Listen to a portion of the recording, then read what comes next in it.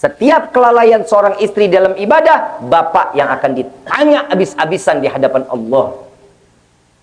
Bu, saling satu sama lainnya, nutupin aib satu sama lainnya. Kalau bapak senang, jalanin. Bapak nggak senang, jangan dijalanin. Handphone bukan mainan, Pak. Jujur, Pak. Banyaknya seorang anak yang durhaka sama orang tua, itu semua awalnya dari gadget. Dari handphone. Saya juga lagi bingung, orang tua sekarang mama anak mah kalah banget loh. Kalah luar biasa. Anak galak. Yang satu, udah sih, kasih aja, kasih. Tuh. Jangan, nggak boleh. Kenapa?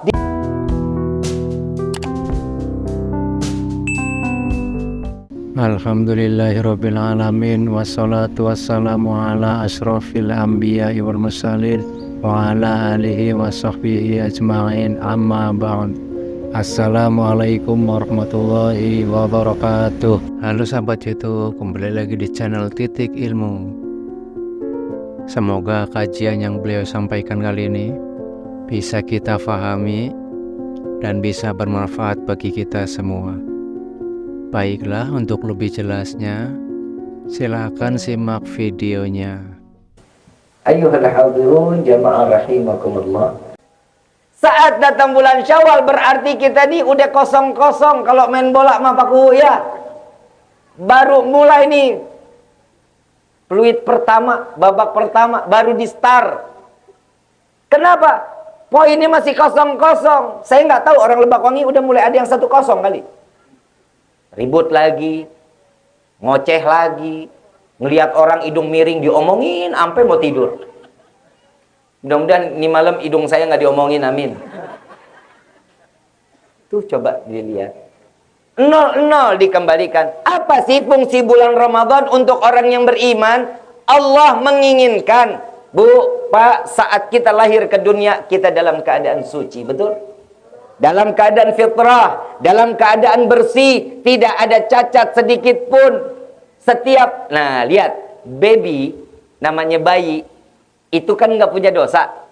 Dia tingkah apa aja pasti cakep. Betul nggak? Pasti bikin gemes. Sama ngelihat aki-aki. Lah sama-sama nggak punya gigi kan? Lebih enak mana dilihat aki-aki sama baby? Beda pandangannya. Lihat baby yang namanya orang kagak punya dosa, enak dilihatnya. Dia mau bertingkah apa aja pantas, mau jalan nubruk kita ketawa aja. Coba lihat bapak-bapak jalan nubruk, ya diketawa, ini beda, dia udah tua masih jatuh. Beda. Bener nggak? Tuh. Ini yang bikin perbedaan. Bu, jangan sering-sering ngomelin suami. Sian, Bu. Ya. Salah sedikit diajak duduk baik-baik. Ya, kenapa? Pasangan suami istri itu kan rahmat dari Allah, betul? Ibu waktu dilamar, ibu mau terima-terima aja. Kenapa begitu hidup sama bapak ibu makin gak terima? Malam, nggak ada anak kecil lagi. Udahlah, disensor aja lah ya. Saya ngeri kalau ngomongin masalah suami istri tuh Pak Bu. Anak pulang pada bilang, bapak ibu hoyong kawin. Bahaya. Ibu bapak yang dirahmati oleh Allah, Syawal itu bulannya silaturahmi. Urusan anak sama orang tua itu yang pertama. Udah minta maaf belum sama orang tua? Ya, cuma 3 orang. Udah minta maaf sama orang tua? Minta maafnya apa? Cuman cium tangan aja. Ibu maafin ya, bapak maafin ya, gitu dong. Boga otak. Minta pulang diulang. Cium tangan bapak, cium tangan ibu, ambil tangannya taruh di kepala, taruh di dada. Cium kaki kedua orang tuanya, duduk di lututnya tuh, di lututnya kita simpuh. Ibu, tolong ridhai apa yang telah engkau berikan kepada kami, terutama air ASI yang sampai detik ini masih mengalir di jasadku. Bapak ridhai dengan apa yang bapak telah berikan nafkah kepada kami, Mudah-mudahan nafkah inilah yang akan bisa membawa kedua orang tua kami masuk ke dalam surga Allah. Izinkan kami menjadi anak yang soleh-soleha. Itu mintanya, lu cuma minta maaf doang. Udah tahu dosa kita mah banyak sama orang tua. Banyak nggak? Ibu dibilang budak di rumah kita. Minta makan, ibu makan. Betul. Ibu kan itu, ya Allah, seorang wali. Di dalam rumah kita tuh seorang ibu. Perempuan. Woi. Tuh pakai. Perempuan itu diangkat derajatnya sama Allah. Surga ada di bawah telapak kaki ibu. Kenapa ibu-ibu sekarang modelnya joget-joget di TikTok?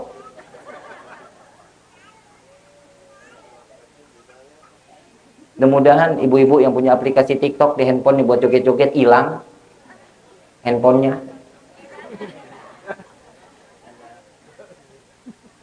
Bu, ibu kan calon penghuni surga. Mau nggak? Ngimpi. Bu, surga ada di bawah telapak kaki ibu. Kenapa? Karena disitulah Allah menaruh keistimewaan untuk seorang wanita. Allah lewat Nabi diangkat derajat seorang wanita. Dulu di zaman jahiliyah, yang punya anak perempuan dikubur hidup-hidup. Perempuan yang lagi haid diasingkan. Di sini udah nggak ada sekarang begitu kan? Punya anak perempuan senang, alhamdulillah ini rezeki buat saya. Betul. Itu salah satu manfaat Nabi Muhammad SAW ngedidik kita. Bu, seorang istri surganya ada sama siapa? Tuh sadar lu PA. Ngapa sama suami lu galak banget? Kalau ngomong melotot-melotot, colok pak matanya.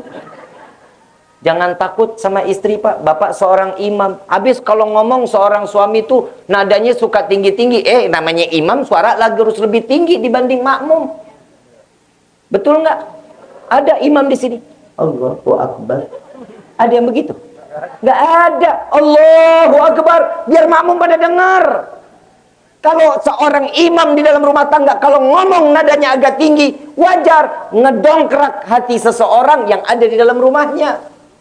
Jangan dipikir kalau udah laki-laki mesti kemayu. Lah, lekong namanya. Betul pak. Bapak yang tegas pak, jadi suami yang tegas. Masalah syariat tegakin. Enggak, marah boleh pak. Istri nggak sholat, bapak usir dari kamar. Jangan tidur sama saya di kamar. Keluar dari kamar. Suruh tidur di sofa. Jangan bapak yang tidur di sofa. Sekarang mah terbalik. Sian bib, namanya perempuan. Biar kita deh bib yang tidur di sofa dah. Jangan, itu bukan pelajaran namanya. Dia malah keenakan. Orang ada kaca di dalamnya. Perempuan itu kalau tidur di sampingnya nggak ada kaca, nggak bakal bisa tidur pak. Mau tidur aja ngaca dulu. Tapi saya bingung, perempuan nggak pernah ngaca dirinya. Kalau kondangan cakep-cakep banget. Ya Allah, bibir sampai merah banget kayak habis ditapok hansip. Ya Pak ya? Coba, samping Bapak, pernah istri begitu? Gak pernah. Ya, kawin lagi.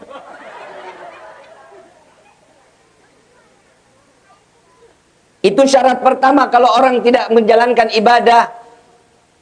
Masih nggak mau sholat juga. Pulangin dia ke rumah orang tuanya. Belum masuk talak ya. Ini hati-hati lo bu. Hati-hati. Itu haknya seorang suami. Kembaliin ke rumah orang tuanya. Bilang sama orang tuanya, ibu, bapak, saya belum berhasil untuk mendidik anak ibu bapak untuk ibadah. Mungkin di tangan bapak sama ibu, ini anak bisa jadi ibadah istri saya. 3 bulan, mau sebulan, mau 2 bulan, terserah. Begitu dia pulang, masih belum mau ibadah juga, masukin talak 1. Jadi kalau orang punya cerai, jangan punya cerai sekedar nggak punya ekonomi turun, uang nggak punya, ya udah saya talak. Lah, bukan begitu. Kalau syariat yang tidak ditegakkan, boleh dimasukkan talaknya. Tapi kalau syariatnya jalan, duit nggak punya, iya dah bareng-bareng. Istri sholat duha, suami ikhtiar. Paham sampai sini? Sholat duha bu. Coba lihat duha doanya. Ya Allah, jika ada rezeki kami yang dari atas, turunkan. Yang jauh, Yang di dalam tanah, keluarkan, dipaksa. Gimana caranya? Allah berikan rezeki buat kita. Dari situ doa seorang istri, suami dilancarin rezekinya. Rezeki aja lo amin lo. Membadatan lu. Bu, saya begini, saya nasihatin seorang wanita karena saya cinta sama wanita. Istri saya wanita, ibu saya. Kenapa? Saya pengen nyelamatin orang tua. Yang kedua, Bu, ibu sekarang cakep-cakep, pada pakai kerudungan rapet-rapet, alhamdulillah. Besok pagi begitu nyapu pakai kerudung. Lu giliran nyapu, lu lepas jilbab, pakai tangan buntu. Orang lewat, oh iya, mari mangga. La ilaha, gua pengen tabok aja lu. Nggak boleh. Bikin emosi lu ya. Nggak boleh, perempuan begitu nggak boleh. Satu helai rambut seorang wanita bisa memasukkan 4 laki-laki ke dalam neraka jahanam. Hati-hati lo, Bu. Yang pertama, satu helai kelihatan sama yang bukan mahram, satu helai rambut akan memasukkan orang tuanya, bapaknya masuk ke dalam neraka jahanam. Yang kedua, pamannya, adik atau kakak dari ayahnya akan dimasukkan ke dalam neraka jahanam. Yang ketiga, suaminya. Yang keempat, anak laki-lakinya. Ibu di akhirat mah cicing baik. Yang ditanya mati-matian suami, kenapa istrimu membuka hijab? Kenapa istrimu tidak ibadah? Ibu mah diem doang. Yang habis digebukin mah laki. Emang enak lu. Bu, kalau ibu cinta sama suami, jaga dia sampai ke akhirat. Nggak pakai disuruh ibadah, baca Quran baca. Tatkala lagi dipanggil sama seorang suami, nurut, nyautin. Ibu lagi baca Quran nih, ibu lagi baca Quran, suami manggil, "Neng, shadaqallahul azim." Iya yang, tuh. Manggilnya yang enggak lu? Iya. Woi. Manggilnya apa? Sia. Manehna. Bapak kayak budak. Panggilannya mesra dong. Ya, karena Allah lebih senang kalau ngelihat rumah tangga tuh mesra. Mesranya orang dalam rumah tangga akan mendidik anak-anaknya. Kalau tiap hari anak ngelihat orang tua ribut, ya tuh anak pasti bakal belok nanti. Kenapa? Bapak gue sama perempuan sama ibu gue galak bukan main. Kalau dia anak perempuan, saya nggak mau sama laki-laki. Tuh. Kalau anak laki-laki, ya Allah, bapak saya mah abis banget sama perempuan. Saya nggak mau sama perempuan. Tuh, nanti jadi belok. Sayang satu sama lainnya. Terapkan di depan anak. Perhatian sama suami, suami perhatian sama istri, panggilan sayang, mesra di depan anak. Boleh. Kenapa? Ngedidik ini anak nanti dengan suami, dengan istrinya menjadi orang yang baik. Bahasanya santun, bahasanya lembut. Lu manggilnya sia-sia aja lu. Jangan panggilannya ayang, sweetie, cinta, mbeb, mo, papi dong. Lah, Nabi manggil Siti Aisyah siapa? Ya Humairah, yang pipinya kemerah-merahan. Masa ibu cuman dipanggil tem, sini tem. Suami bilang, karena istri saya hitam legem. Dipanggilnya jangan hitam, bisikin telinganya. Yang terserah, orang mau bilang kamu hitam, gak masalah. Buat aku tuh kamu putih yang tertunda. Lembut hati. Lu ngapa lu, Padli? Emang benar, perempuan paling demen disanjung-sanjung, Pak. Biarin, jangan dipanggil hitam, sini hitam, bikinin kopi. Jangan, lu guyur lu. Apalagi manggilnya blacky. Lu datang nyamperin lari bagaimana? Tinggal dilemparin tulang itu. Jangan, ya panggilan harus mesra. Didik anak-anak kita untuk sayang dengan orang-orang nantinya. Itu di dalam rumah tangga. Syukur sama Allah. Apapun yang telah diberikan sama suami, alhamdulillah. Mau sedikit, mau banyak, alhamdulillah. Mau datang bawa, mau nggak bawa, alhamdulillah. Tuh. ciri-ciri wanita yang solehah. Pak, Bapak sering-sering ngobrol sama istri, Pak. Apa yang Bapak suka, apa yang Bapak nggak suka, ngomong sama istri. Karena itu sunnah. Bu, kalau Bapak nggak suka, Ibu harus tinggalin. Nggak boleh diterusin. Yang aku suka kalau kamu tuh pakai dandanan tuh begini loh, yang jalanin. Mau beli parfum, tanya sama suami, ini suka nggak wanginya? Kalau dia bilang nggak suka, nggak enak, cari yang lain sampai dia yang suka. Kalau kita suka, suami nggak suka, jangan dipakai. Yang suami suka pakai. Kenapa? Kita wangi itu buat suami. Lu mah buat kondangan. Pakai bedak sampai 5 cm, ngebul banget. Tepok aja, Jangan begitu, nggak boleh. Pakai baju yang kamu suka nggak aku pakai baju gini? Ih, jangan ketat banget. Ganti. Kenapa? Di neraka banyaknya perempuan apa laki? Perempuan apa laki? Nah, itu lo sadar. Itu rata-rata apa? Yang durhaka sama suami. Sampai di dalam doa malaikat Jibril, saat turun Nabi dari mimbar khatibnya, di dalde 1 Syawal, malaikat Jibril mengatakan, ya Allah, jangan kau terima amal ibadah seorang istri yang durhaka dengan suaminya. Tuh, hati-hati lu. Bib, kalau suami yang durhaka, hadisnya nggak sampai situ. Hadisnya cuma sampai istri yang durhaka. Suami mah nggak ada durhaka. Suami durhaka sama istri nggak ada. Tapi ingat, semua, Pak, setiap kelalaian seorang istri dalam ibadah, bapak yang akan ditanya habis-habisan di hadapan Allah. Bu, saling satu sama lainnya, nutupin aib satu sama lainnya. Kalau bapak senang, jalanin. Bapak nggak senang, jangan dijalanin. Ibu mau masuk surga, mau masuk neraka, nurut aja apa kata suami. Ngebangun rumah tangga bareng-bareng, ibu nyuci, bapak yang ngejemur. Ibu yang nyetrika, bapak yang masukin ke dalam lemari. Begitu nggak? Parah lu, Pak, lu. Pak, Nabi begitu, Pak. Nabi tuh saling nutupin.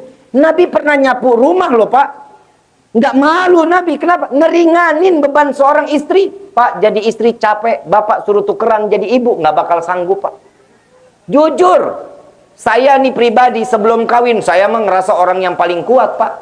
Begadang mau sampai jam 8 pagi, mau jam 10 pagi, hayo aja. Tapi seorang istri, Pak, tidur 2 jam, besok kerja lagi, insya Allah dia masih sanggup. Apalagi kalau udah gendong anak 9 bulan di dalam perut, capek nggak, Bu? Berat nggak? Emang itu resiko. Terus lu mau titipin tuh perut. Bapak disuruh gendong anak udah lahir, ya Pak, oper kanan oper kiri setiap 5 menit sekali, nggak bakal kuat Bapak. Seorang istri, wah hebat Pak. Saya pernah ngerasain waktu saya jalan-jalan di Tanah Abang, Pak, sama istri. Saya bawa tuh pagi, saya gendong, beratnya kalau nggak salah tuh hari 8 kilo.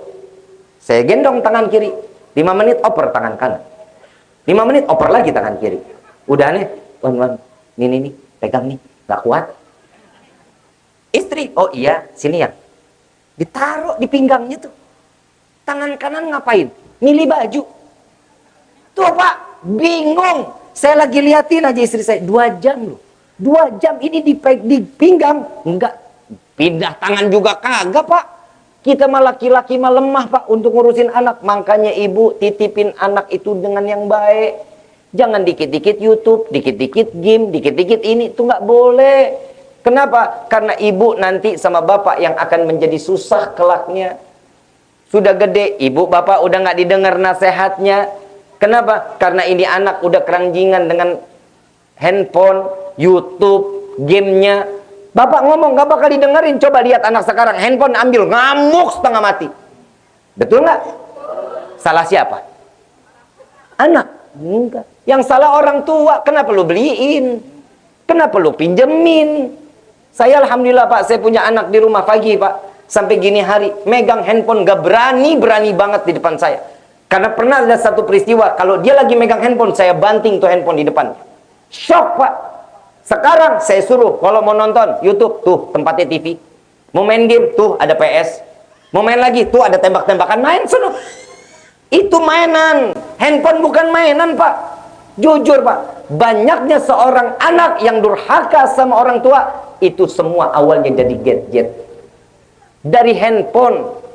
Saya juga lagi bingung, orang tua sekarang mama anak mah kalah banget loh. Kalah luar biasa. Anak galak. Yang satu, udah sih, kasih aja, kasih. Tuh. Jangan, nggak boleh. Kenapa? Didik dia untuk ibadah kepada Allah. Apalagi ini nanti Rifki sekarang udah sunat ya nak. Wajib sholatnya, madrasahnya wajib, ngajinya wajib. Mau bapak masuk surga nggak? Mau ibu masuk surga? Itu semua dari Rifkinya. Kita nama sama, cuman beda pabrik. Lah emang, lihat aja. Beda PT.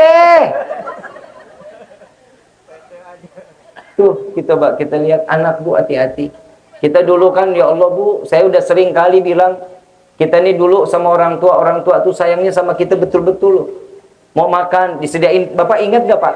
Ada tulang pohon pisang Pak, batangnya pohon pisang, itu dipantek, dipakein lidi, dituncepin, jadiin kuda-kudaan, ingat nggak Pak? Bapak main tuh jalan, ibu dari belakang, bapak dari belakang tuh nyuapin. Ingat Pak? Anak sekarang ada yang begitu. Mau makan handphone. Betul? Biar rasah lo, beak-beak duit lo. Kuota lagi. Orang dulu mah kagak ada yang kenal kuota. Orang dulu mah ngelihat peti nggak kepake, peti buah nggak kepake, jadi tembak-tembakan. Betul nggak? Ngelihat kulit jeruk Bali, jadi mobil-mobilan. Betul nggak? Anak sekarang ada yang kreatif begitu. Pernah ngelihat anak sekarang pada main gangsing, ada main kelereng, main karet ada, main dampu ada? Nggak ada. Semua masanya sudah berubah. Repot nggak kita sekarang ngelihat anak pada megang handphone? Repot. Kenapa? Bapak harus tegas di dalam rumah tangga, didik anak-anak kita. Biarin orang bilang bapak galak sama anak, tapi ingat, bapak bakal selamat, ibu bakal selamat nanti sampai yaumil kiamah. Kalau dulu kita disuapin pakai kecap, telur ceplok, ya Allah, sampai mulut belepotan, seneng, naik sepeda, betul nggak? Orang tua sampai gila, sini nak isi bensin dulu, nak isi bensin, kan PA. Itu anak apa mesin patah? Ingat nggak tuh? Ingat nggak Pak? Ingat kita. Ibu lebih parah. Habis dimandiin tuh anak dicemongin. Udah mandi, udah bersih, dikotorin lagi. Bedak sampai tebel banget kayak kesemek. Biar apa Bu? Mau dipakai sedikit juga wangi PA. Karena memang tuh bedak wangi. Tuh Pak, lihat. Bapak ingat juga lagi nyuapin anak. Sini nak nih, ngeng pesawat masuk gua tuh. Sejak kapan pesawat bunyi ngeng-ngeng? Lagi mandi, lemparin bebek-bebekan. Ada nyanyiannya, bebek mandi di pakai sabun. Nggak punya otak. Anak sendiri dikata bebek. Lagi juga sejak kapan bebek mandi pakai sabun? Orang Lebak Wangi mah yang kagak-kagak aja. Udah selesai dimandiin, taruh di atas tempat tidur, itu ada nyanyian lagi. Sambil diminyakin, sambil dibedakin, nih anak joget-joget, senang si bapak sama ibu. Nang ning nang. Nggak tahu itu siapa penciptanya itu. Aduh, bapak di sini ada yang tahu, ibu ada yang tahu siapa penciptanya itu lagu? Nggak ada. Nang ning nang. Nang ning nang. Anak siapa? Anak siapa? Yaelah. Wah, kok gecek banget tuh. Yang mandiin dia, yang ngasih makan dia nanya anak siapa, anak siapa? Itu bayi ajaib loncat berdiri, lu ajakin gua ribut. Coba bisa lihat, orang tua kita tuh dulu tuh sama kita mah ya Allah luar biasa sama anak. Tapi sekarang nggak ada anak yang mau gila karena orang tua. Nah, ibu lagi butuh buat beli beras, nanti ya Bu, bisa nggak jawab dengan baik-baik? Saya biar cari uang dulu ya. Anak sekarang kalau diminta begitu sama ibu, ibu mah duit mulu. Tuh. Ingat ya, kita sebagai anak, semua yang hadir di sini pasti anak dari orang tua kita. Tapi walaupun yang hadir di sini belum tentu memiliki anak. Tapi ingat, kita ini sebagai anak sampai yaumil kiamah itu adalah surga dan ketetapan Allah bahwasanya ridha Allah ada terdapat pada kedua orang tua kita. Ingat, jangan main-main sama orang tua. Sampai Malaikat Jibril juga mengatakan, ya Allah, jangan kau terima amal ibadah seorang anak yang durhaka kepada orang tuanya. Hati-hati, sebanyak apapun uang kalian, kalian senangi, tapi kalian menyayat hati orang tua, wallahi surga bukan buat kita. Jangan pernah main-main sama orang tua, jangan. Apalagi sama seorang ibu dan ibu, terutama ibu. Maaf ya Pak, saya nggak ngebedain bapak sama ibu. Tapi ibu, demi Allah, ibu selalu dikatakan ummah. Tiga kali Nabi mengatakan, baru ayah. Hormati ibumu. Sampai ada satu sahabat Pak, Bu, dari Yaman datang ketemu Rasul Sallallahu Alaihi Wasallam. Wahai Rasulullah, apakah aku sudah dikatakan sebagai anak yang berbakti dan aku telah membalas budi orang tuaku selama aku hidup sampai besar ini? Apa yang kau lakukan? Kata Nabi, aku membawa orang tuaku dari Yaman sampai ke Mekah, sampai kembali ke Yaman, tidak turun dari gendonganku. Apa jawaban Nabi? Wallahi, apa yang kau telah lakukan kepada orang tua, demi Allah, belum dapat membalas budi satu hembusan nafas saat engkau dilahirkan ke dunia. Gak bisa kita ngebalas budi orang tua, gak bakal bisa. Kita cuma minta kepada Allah, ya Allah, berkahi kehidupan orang tua kami. Ya Allah, panjangkan umur kedua orang tua kami. Bagi yang udah nggak ada, ya Allah, lapangkan kuburnya. Jadikan malam ini malam terangnya cahaya di dalam kuburnya. Temani dia, ya Allah. Jangan kau biarkan mereka kesendiriannya di dalam kuburmu. Kirimkan malaikatnya untuk menemani dirinya saat di alam kubur sampai datangnya yaumil kiamat. Itu yang diminta. Kita ziarah sampai Gunung Jati, ayo. Sampai Sunan semua, Wali Songo, kita sampai. Tapi begitu makam di samping rumah kita, orang tua kita nggak pernah ziarahin, percuma, hidup kita nggak akan pernah dapat keberkahan, doa kita nggak akan pernah dikabulin sama Allah. Orang tua nomor satu, istri, suami nomor satu. Tidak lagi putus seorang istri dengan orang tua, putus. Semua ada ridho, ada pada suami. Bukan sama orang tuanya lagi. Bib, saya nggak diizinkan untuk berjumpa dengan orang tua saya, kata si istri. Sahabat Nabi sudah melaksanakannya. Satu waktu sahabat Nabi mengatakan, wahai istriku, ini uang nafkah, aku ingin berangkat perang, jangan keluar rumah. Apapun keadaannya, jangan pernah keluar rumah. Amanah seorang suami. Dapat beberapa bulan, ibunya sakit, bapaknya sakit, sampai kedua-duanya mati. Ini anak nggak pernah keluar dari rumah. Seorang istri nggak pernah keluar dari rumah. Begitu suaminya pulang, tanya kabar, gimana? Sehat, alhamdulillah. Nggak ada wajah yang namanya sedih, nggak ada. Walaupun orang tuanya telah meninggal dunia. Dia tanya, bagaimana kabar orang tuamu? Jawabannya, telah meninggal dunia. Kok bisa? Engkau datang, engkau takziah? Tidak, karena engkau mengamanah aku untuk aku tidak keluar dari rumah ini. Cerita ini suami kepada Nabi, malu, ngerasa berdosa memutuskan anak dengan orang tua. Apa jawaban Nabi? Wallahi, karena apa yang dipakai oleh istrimu, dia menuruti apa perintahmu, disitulah dua orang tuanya diletakkan surga yang tertinggi di hadapan Allah. Tuh, lihat. Jangan main-main ibu. Suami capek dari pagi sampai malam nyari rezeki nafkah buat ibu. Bib, kalau suami saya nganggur, minta sama Allah, gedor pintu langit, minta dibukakan rezeki untuk suaminya.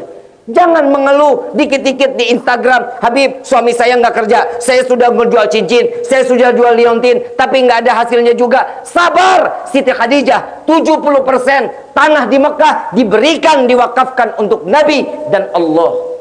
Sampai orang nggak punya istri Nabi, Siti Khadijah, sampai orang yang nggak mampu, yang keluar bukan ASI saat menyusui Siti Fatimah, melainkan darah segar. Tapi dia nggak ngeluh. Apa kata Siti Khadijah? Ya Rasulullah, jika engkau ingin berdakwah harus melewati lautan, engkau tidak memiliki rakit, ambil gali kuburanku, ambil tulang belulangku, ikat jadilah rakit, agar engkau sampai kemana tujuanmu akan melintasi lautan tersebut.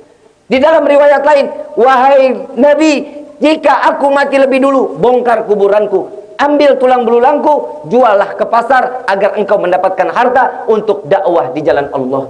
Tuh seorang istri yang soleha. Jangan perhitungan sama suami. Suami cuma minta satu, Pak, minta kepada Allah, Rabbana hablana min azwajina wa dhurriyyatina wa qurratal a'yun waj'alna lil muttaqina imama. Itu yang diminta sama Allah. Ibu, doa ibu saat sujud di akhir, Rabbi habli minas Itu yang diminta sama Allah. Mudah-mudahan semua yang hadir dalam tempat ini kita dijadikan anak yang saleh salehah. Kita memiliki keturunan yang saleh salehah. Rumah tangga kita dijadikan rumah tangga yang sakinah, mawaddah, warahmah. Segala doa kita selama ini, baik yang telah kita minta maupun yang lupa kita minta, semua dikabulkan oleh Allah. Amin ya rabbal. Subhanakallahumma wa bihamdika asyhadu an la ilaha illa anta astaghfiruka wa atubu ilaik. Demikianlah ceramah yang beliau sampaikan. Semoga bermanfaat dan menjadi barokah bagi kita semua. Dan semoga kita dijadikan keluarga yang sakinah, mawaddah, warahmah. Amin amin ya rabbal alamin. Terima kasih sudah menonton channel ini.